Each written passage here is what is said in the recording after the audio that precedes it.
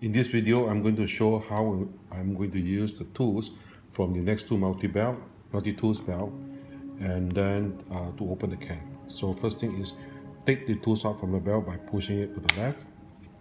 Okay, it comes out. All right,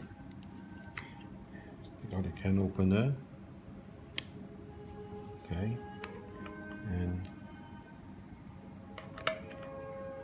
okay, it works perfectly.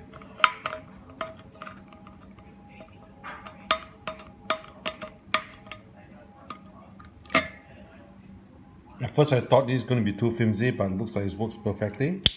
So that's it.